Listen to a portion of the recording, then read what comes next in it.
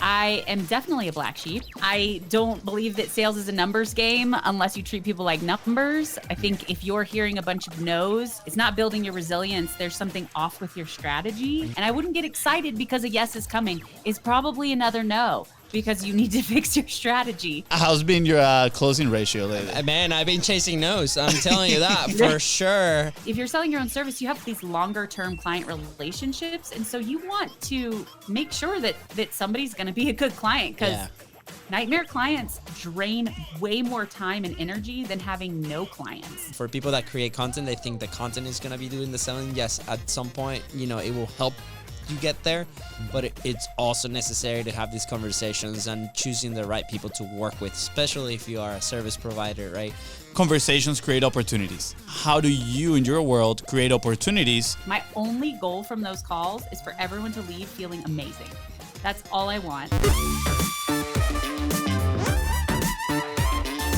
Let's go. There we go. I got it this time. Kevin was my practice round.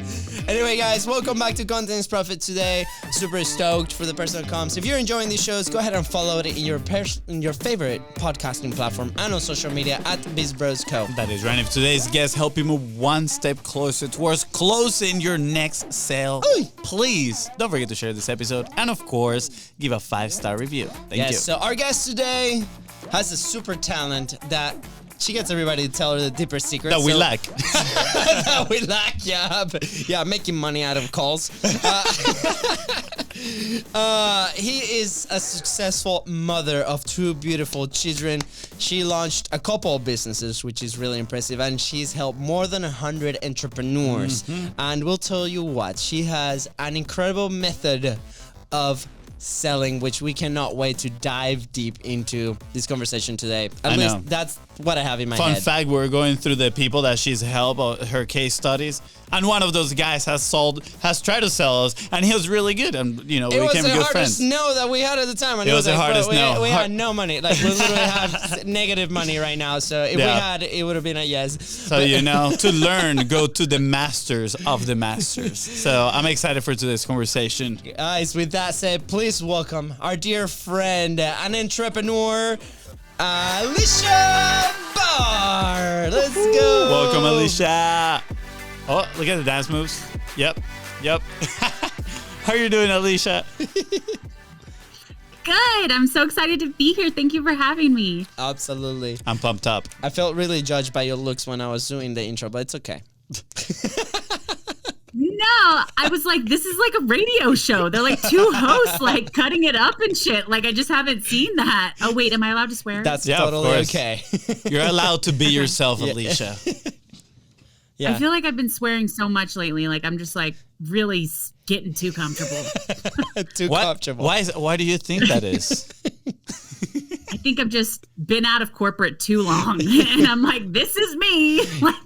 Let's go. I love it. We talked a lot about the value of personality, and you know what? If that is what helps you transmit that energy to the person that you're communicating, it's all fair game. Yeah, Aleasha, when I saw your presentation at Capshavians Live, right, and you've been involved with placing people in sales teams and teaching this incredible method and relationship first, right, and you're responsible for many dollars that move from one pocket to the other pocket, right, and all ethical and really good, and I mean, may I add ethical because there's that's good.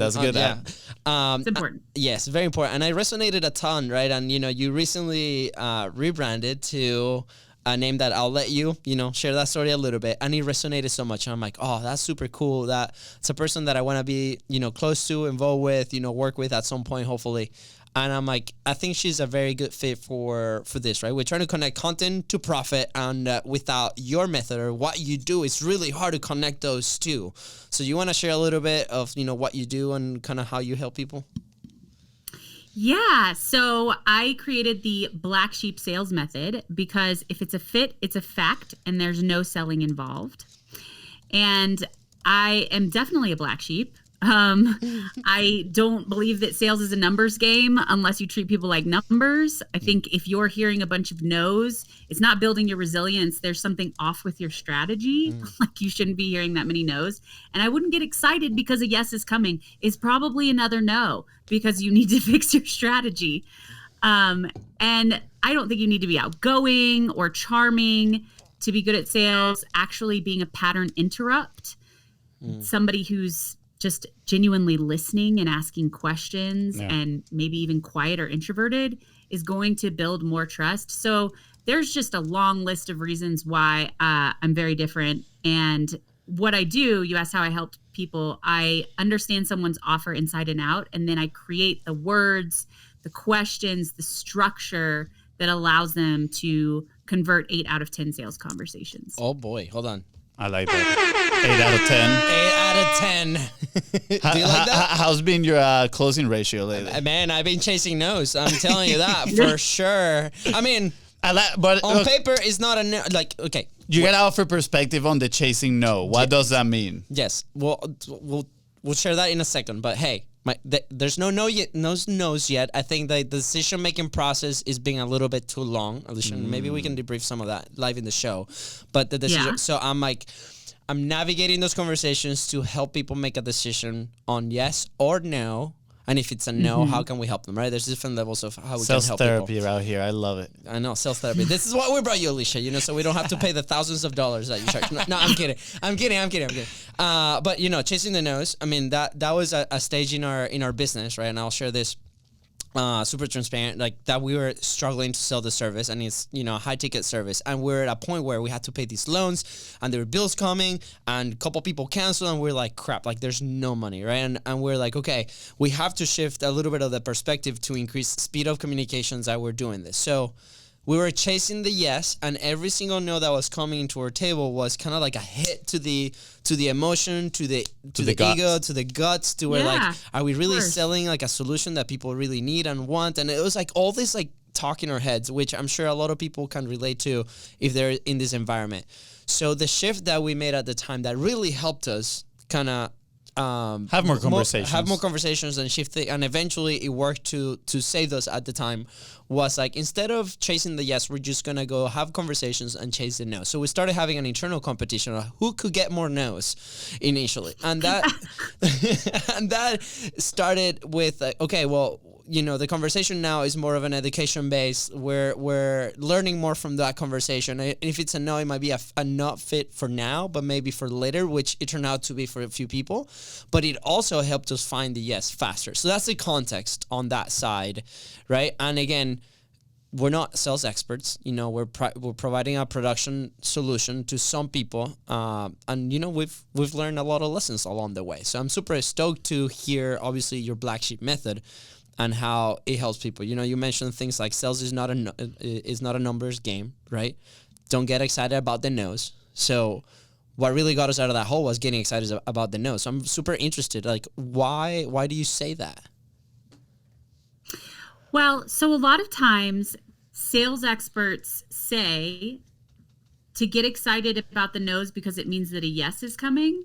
Mm-hmm. And I believe that is a way to overcome proactively somebody being like, this strategy doesn't work. So they're like, able to not be seen as someone who has a bad sales strategy because they're like, oh yeah, this is like totally normal. You just hear a ton of no's. Yeah. So what you're talking about is a little different because you're saying it was a no instead of a let me think about it or a maybe, right? Yeah, it was more of like can we get almost like speed up the decision-making process in a sense and finding out why the no, because that will give us a ton of information on how to improve our conversation or even our product, right? But it's also a way to just have more conversations because the fear of getting no's, this is me more personal, right? At the same time, was keeping me from doing outreach, right? From talking to people in a way, right? It's like, oh man, I'm just gonna get a no. Yes. So that is also why sales experts say to do it, because it builds resilience and you're not scared of the no anymore.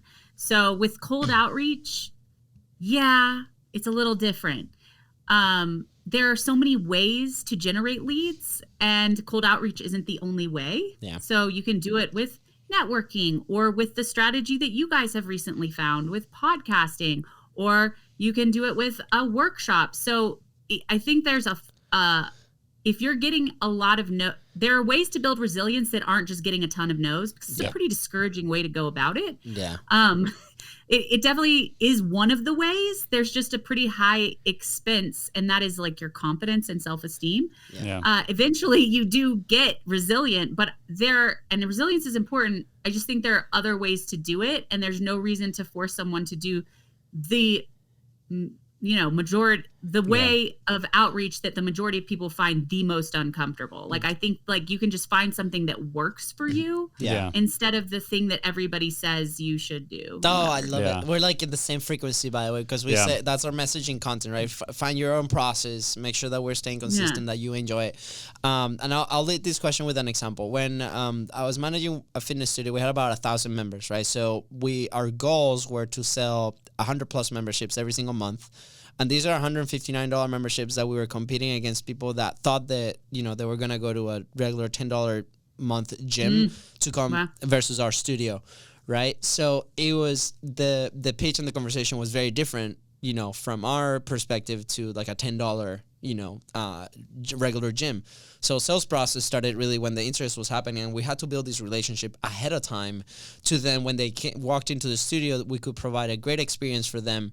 And then it was a no-brainer where we can show the value of that. So, that was those were 3 years of my life where I really appreciate, because I saw that's where I personally built my resilience with the no's and the conversations, and started to understand the sales process is not just when you have the sales conversation, starts way before, right? So I'm assuming that to get 8 out of 10 sales is something similar. Can you walk us through a little bit of that process, and what do you recommend people start doing way before they actually have a conversation where they can complete the sale?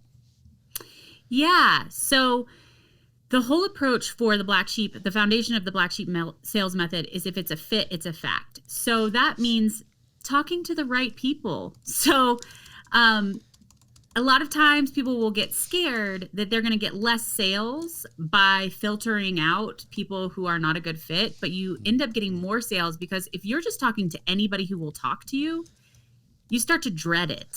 Yeah. And it seems like a time suck. It's exhausting. It's draining. You're not looking forward to that call. And the other person can feel that. So you're not quality for the quality leads.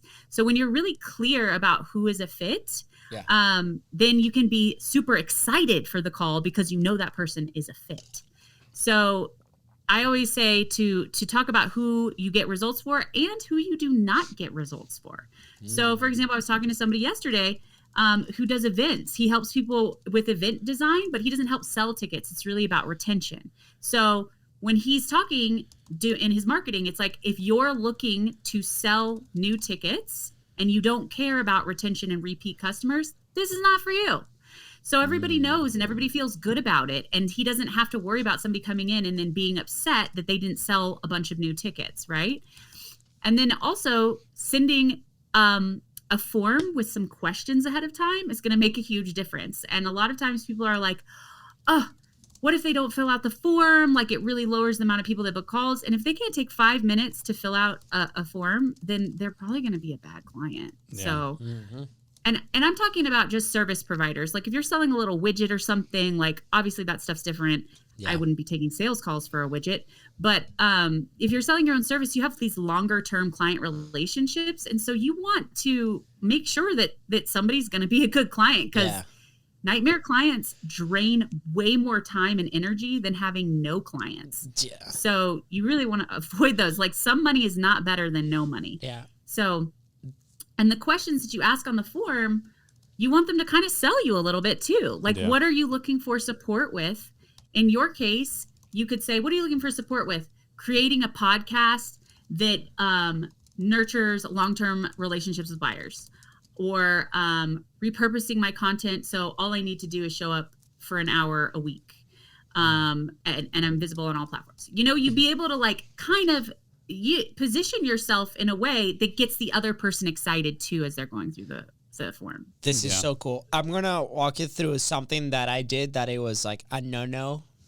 Like when I did, I was like, crap, I screwed this up 100%. And it's obviously, we have two sides of the business. We have the agency side, which is, the things that we've been able to grow with the podcast relationships and how we're doing that. And then last year we ended up buying a brick and mortar business, which is the podcast studio where we sit right now.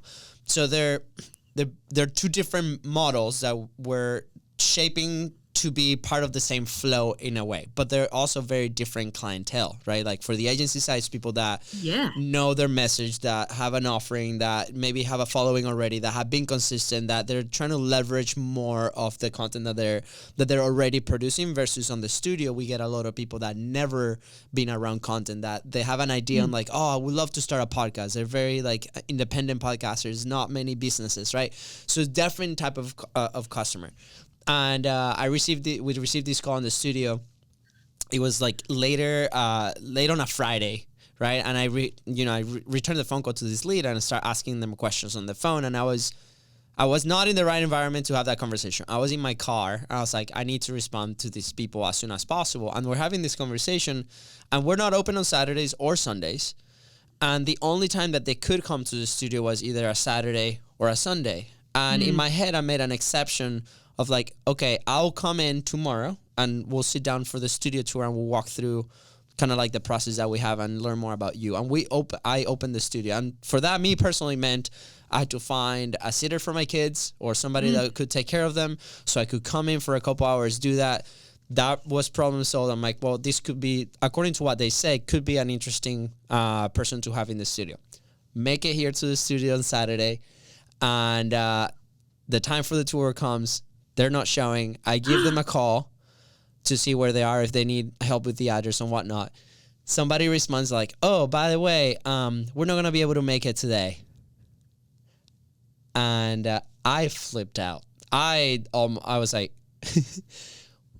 anyways, I said in my mind things that I cannot say here on the podcast, but I was very frustrated, right? And I don't think it was frustration with them. It was more frustrated with me that I didn't follow the process that we put in place to create friction, to get people in here that are really interested in what we do and offer, right? And in my mind, I'm like, wow, these people, if they do this when they're starting out, what would the relationship be down the line when we're actually starting to work together? So I'm sharing this experience for people to hopefully, see themselves in a mirror and be like, am I doing the same? Am I allowing this like things to happen because I'm chasing that customer? And, hopefully make you rethink a little bit of how we're doing it. So now we need Aleasha coach mode. Based off of that, how can people, or us also like improve on that part of the process? I knew I screwed up from the very beginning. I was like, why am I doing this? And it's like, bad habits that might, still be there.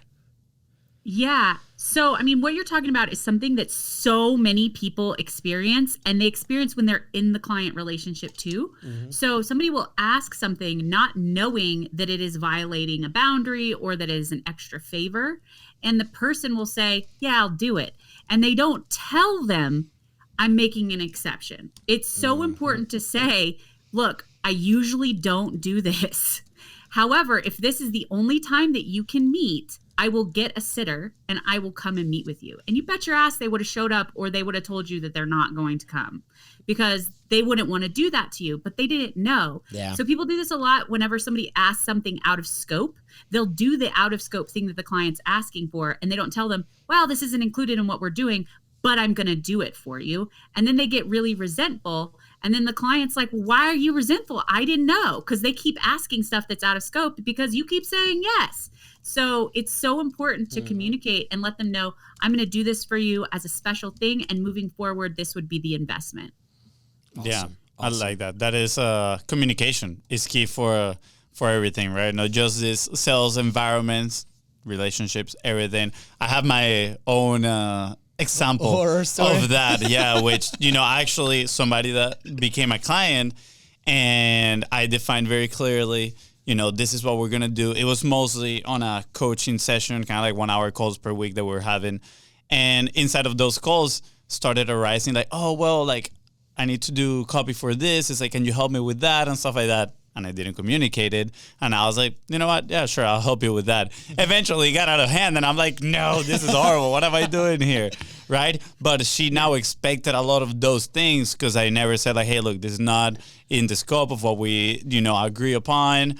I might do it this one time for you, but on the next one, either we're going to have to charge you or we can help you find somebody that can do it for you, right? And that created a lot of friction in that relationship. So communication. Now, Aleasha, I'm very curious, right? My brother, the previous question that he asked was kind of like, how do we get so those 8 of 10 conversations are positive? And we talked about having those filters in place, right? Having those forms. I'm curious, and in the words of Phil Jones, I don't know if anybody knows who that is, but he says conversations create opportunities, right?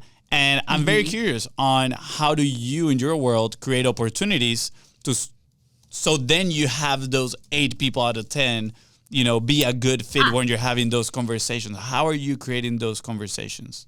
You're talking about lead gen. Yeah, lead gen. Okay.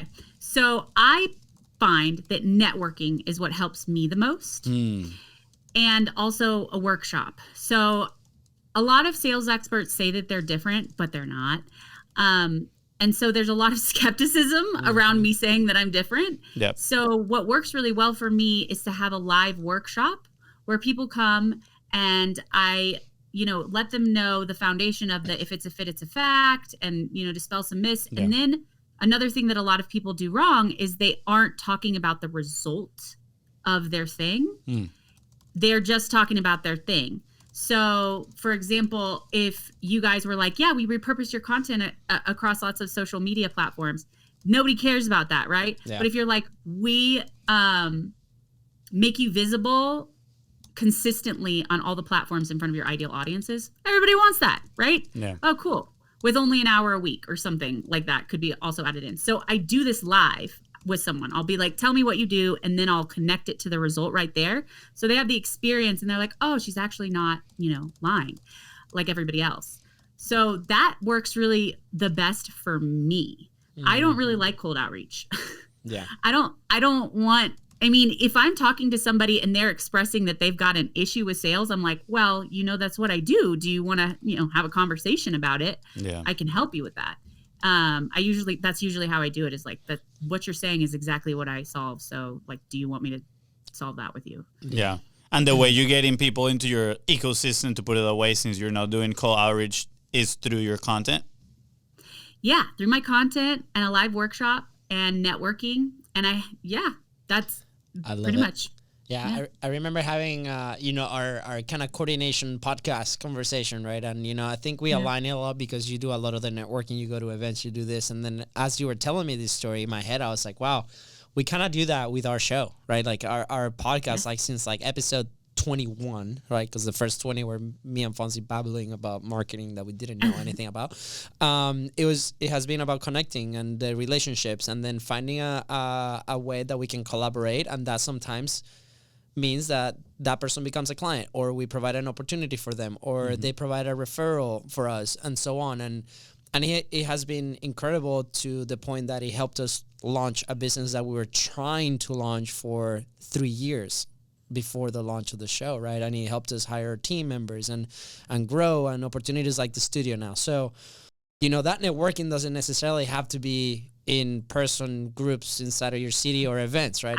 No. Exactly. So, could you give us some examples on your side, what has been some of the most successful relationships, right, that you've been able to generate through networking? Has that come through people that engage with your content, or you collaborate with on podcasts or in person? Like, do you have a champion client, and then kind of walk us through kind of that flow that you did with them? Yeah, I think what works really well for me is like, so for a long time I would network virtually more than anything. And it would be like, oh my gosh, I really like you, and I guess I'll see you never. Bye. Like, how do you see each other again? Just have like what individual networking calls with everybody once a month? Your time would be completely taken. Yep. So I created a monthly mixer that's invite only. And when I meet someone really cool, I'm like, look, I don't invite just anyone to this mixer, okay? Okay. We get together. It's a black sheep party. and we're going to lift each other up and we're going to celebrate each other. And it's talented, smart as hell people who are pretty inappropriate and sweary. And you seem like you'd fit in. And they're like, okay, cool. And so in that call once a month, I'm able to say, hey, this is the space I'm providing. It's a safe space. We're going to do a little exercise and whatever. And what qualifies me to lead this conversation? Just to remind you, here's what I do. If you know anybody, let me know. And so a lot of times, since I've started doing that, people will refer people to me because I'm top of mind, basically. It's easy to forget. But like if you're always interacting pretty consistently with somebody, then when somebody brings up that they have an issue, it's a lot easier to say, oh, let me put you in touch with so-and-so. Oh, so good. I like that. I like the special mixer. I'm not going to lie. My mind went to what a great idea for Content is Profit. We were actually just having a conversation on nurturing the relationships that we develop through the podcast. I'm like, how valuable it would be having a mixer of the guest of the show. Oh, dude. Right? Like do it once a month and then have those month guests come in together. And then you can have other guests from previous episodes maybe come in as well and chime in. And then you have this networking on how to turn your content into profit. You just blew my mind. That is amazing. That's a great strategy right there. Yeah. I've heard, I love it. I guess my mental process right now is like, do we put it very like content focused, or is it like purely recreationally, for personality based? Like, are we having fun in this mixer, right? And it's more of the relationship side. Hold on, yeah, but I'm not asking you, dude. You have time to talk about this. I'm asking Aleasha.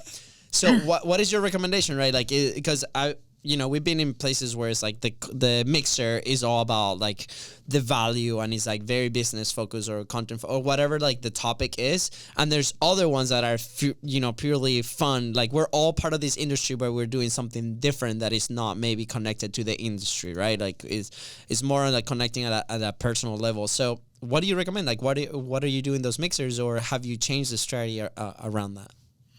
Yeah. So I'm a black sheep, and I recommend anyone else to embrace their black sheepness. So it's kind of whatever is going to feel good to you, because I think if you guys feel really good about it, everyone else is going to feel really good about it. So I like it to be fun, but also something that's going to bring value. Like my only goal from those calls is for everyone to leave feeling amazing. That's all I want. And so I could, like today, it was actually today before this podcast, we focused on creating our own luck because it's St. Patrick's Day. So I was like, I want everybody to think about a time when they thought that they were really lucky, and what were the circumstances leading up to that. Yeah. And what would make you feel lucky if it happened this month? Because there's a lot of really smart people in this room with connections and experience, and let's make some luck happen. And so it was just kind of like, it's like fun to get people to shift their mindset a little. I like that stuff, right? So that was my goal from it. For yours, it might not always be about content. Sometimes mine's about messaging and sales. Yeah. A little exercise. I always ask everybody, like, what would y'all like? Would you like this? Because I want them, if it's not valuable, they're not going to show up. Yeah. And I encourage connections. Like if you guys, connect with each other outside of this, lift each other up. There could be business from it. There could be friendships. Like, let's just see what we can do. Like, it's cool people together. Yeah. This is more on a structure basis, and I feel like I'm digging too deep into this, but do you go into teaching moment at first, and then do you do breakout groups? Everybody talks, or is always everybody in one kind of like one room, and you are telling, all right, it's your turn, you talk. So today I was like, if you feel inspired, like raise your hand. So it didn't have to be everybody. And I always want to know everyone's takeaways at the end. So I will say that. But once it grows bigger, I will have to do breakout rooms, and then we'll come back and do takeaways. Got it. Makes sense. How big do you think is too big where people, stop being kind of like that person? Because I think the value of this is that you keep it as like, hey, look, this is my secret mixer, and you are invited. You just want to take it for it. But I feel like because I've been to some that I go in and then I see a whole bunch of people, and rather than opportunity or enjoyment, I see more, this is just a hidden pitch, right? They're just trying to, run some sort of webinar here and then, kick us to the curb. So I'm curious if Yeah. it's like the side or even if it's big, depending on how you're running it. How are you looking at this? I think that as long as I bring in the right people, which I'm very like particular about who I'm inviting, and as long as I run it a certain way, I think that and if somebody comes in and compromises that culture in some way and starts pitching, I'm gonna like not invite them. Get the back. boot. Yeah. You're out of here. Yeah. Clearly, we're not that cool. We haven't been invited. Saying. Well, it's kind of all women right now too, and I didn't mean it to be, but I'm messing with kind you. of- I'm messing. I like, we throw people under the bus and shit. This He is what does. happens. He This does. is what happens. No. It's okay. You probably would be great fits if y'all are cool with, I mean, sometimes we talk about women things, not like we're talking about I'll take our notes. time of the month or anything, but I'll like, take notes. I'll probably improve my relationship with Katie. You're right. Yeah. It's okay. I got great input on, girl things. I remember this is totally off topic, but when I broke up with my ex-girlfriend, I actually had, this is going to sound so weird. I had a girls' night. You remember with the three friends? And they're like, we're going to have pizza. You can come over if you want. I'm like, I'm heartbroken. Pizza sounds great. And, I just joined and it was great conversation, great support, So Yeah. I got you. I love that. So actually, I know a lot of women who like advertise it there for women, and it's funny because they get a lot of men, and I think that men feel like it's like a safer space, kind of. 100%. 100%. Yeah. Yes. 100%. Yes. I love that. Aleasha, by the way, if we're not a fit, it's totally okay. Yeah. But I was just messing with you. Don't feel obligated. Yeah, don't feel No, obligated. Okay. But I'm super. Yeah. Invitation revoked. Luis, I love you. We went to Disney World together. I know. I love that you're We crushed I it. love the perspective of Venezuela compared to living here. There's like a lot of deep stuff there that I know. I'm. We had like, good super conversation. Hey, walking around Disney, having conversations is really good. But Aleasha, no, I'm super excited, man. Thank you so much for the roadmap. I'm gonna do a quick recap, right, as we're approaching the end, and it's I put a title here, how to close 80% of your sales and avoiding the hidden pitch, working title, but in my head as you were sharing these stories, it's like, how do we create enough experiences ahead of time to when the right person comes to that specific moment where we have to present them our offer? It's an absolute yes. And what you said is, if it's a fit, it's a fact, right? And I'm like, wow, that's super exciting, because now we can map it out in our journey where it's like, what are these experiences that we're putting out to people that doesn't necessarily have to be for content? It could be like based on personality, on these questions that we're asking ahead of time. I'm like, obviously people that we want and love to work with, right? We've all had the experience of those clients that we accepted because of just the money, and then the experience is just like, oh, right? We just had a meeting earlier this week with one of those clients that were like, we don't mind if they don't come record here anymore, right? And it's okay, right? It's somebody that we inherited, and hopefully, we continue to help and improving the conversation and work on the relationship 100%. But we've all had those experiences. So again, how do we craft the experiences ahead of time, from the front end of our content, right? From little things like, how does it feel? How does it look like? How does like the flow of it? Like, are people really enjoying it? To the connection calls, to the mix-ups, to the Q&As, to all these things that lead eventually to where, like, if it's a fit, is a fact. That's in my head what's working, right? And what's doing it. And thank you so much for clarifying it, because a lot of people think there's no steps before the sales call. And then we get to that sales call, and then we're scanning through LinkedIn, and we're like, what do they do? What do they do? What is the thing that they do? Oh, God. Yeah. Well, at least you're researching. Some people don't even research; they just show up on the call. Exactly. It's like, so how do we connect it? So anyways, I thank you so much for opening up your flow in your system. And, I would encourage every single person to connect with Aleasha here. I'm going to put all the links right below of her social media. Go stalk her. Yeah. Be like, we have been invited to the mix up from the Biz Bros. And I am curious. Oh, sorry. Go ahead, Aleasha. Well, there's a couple things that I didn't share. So now that you're like thanking me for being really transparent, I'm like, well, I guess I should share more. In the live workshop that I do, I actually point people to a paid sales deep dive, like a $97 deep dive that's usually $500. And people feel so much more comfortable booking that than a free call. And in the call, I create something for them so they get an experience of what it's like to work with me, because it's a really different experience. It's like very collaborative, and I create something with them right there. So they leave with it, and then I can say, is this the kind of support that would be beneficial to you? Would you want to talk about that? And so that has worked really well too. And then also when somebody books a call, it makes a huge difference to send them information before the call that's gonna kind of educate them. So you don't have to, if you're educating and selling in a call at the same time, it's too much. That's what leads people to say like, oh, like there's a lot to process. I got to think about it. They have to wrap their brain around the idea. Yeah. So for example, one of my clients, he does SEO, but he's like kind of getting away from SEO because SEO is changing completely. You know him, it's Jason. Yes. Yeah. So it's like not going to be about ranking on Google, because people are going to go to AI instead of Google. They're going to ask AI, hey, give me the best person for blah, blah, blah. And AI is going to give you that result based on how many times somebody's mentioned associated with that. So it's about consistency across, all of the websites that matter.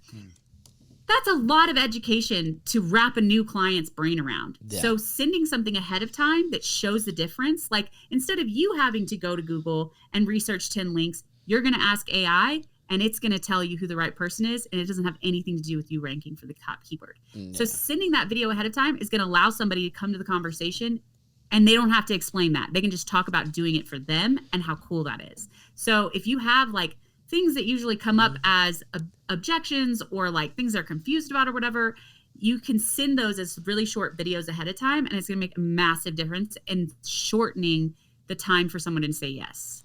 Interesting. So good. Do you ask yourself kind of like what are the micro steps they need to take before this call, or what are the questions that they may already have before this call, and then you create those individual pieces of content that you send them to prime them for the conversation? Yeah, it'll be taken from the calls that you have. So you'll find that you have to explain something a lot, right? So for me, I have to explain a lot how I'm actually different. Because people are like, thinking they're just talking to a regular sales expert or whatever. So I send my 10 commandments, my 10 black sheep sales commandments ahead of time. And I ask them, does this feel aligned with you? If not, let me know. And I'll put you in touch with someone who could support you in a better way. And so people come to the call knowing, okay, wait, she's actually different. This is her philosophy. Instead of me sitting there having to like go through my philosophy, I can just talk about their situation. Yeah, makes sense. You know how I know you're a black sheep and you're different? Because you didn't show my up. name's Black Sheep. I mean, yeah, but I say because you didn't show up with a headset.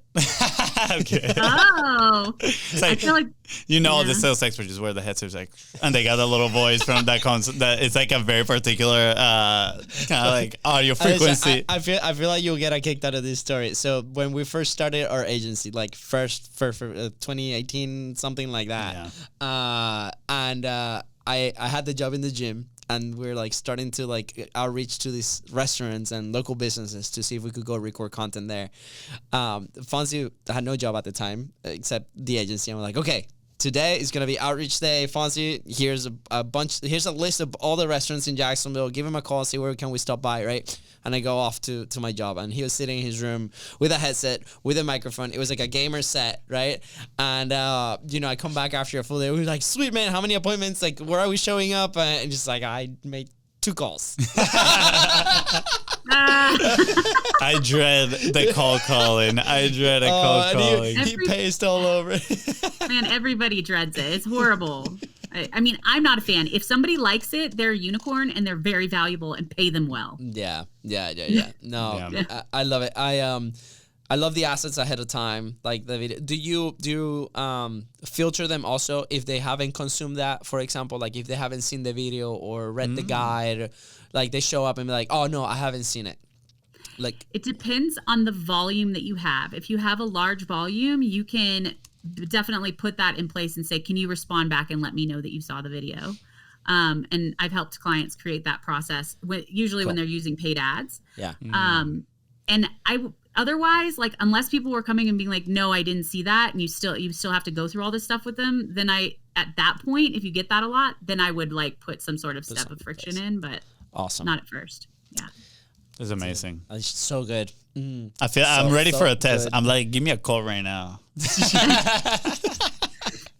I think we have to look at our process and be like, there's not enough content ahead of time. Like, when you were mentioning, it's like, what is different about us that, that we have to explain a lot, right? Like the presentation that we had at Capshow Live, the 6 levers, that's something that we touch every single time on production side.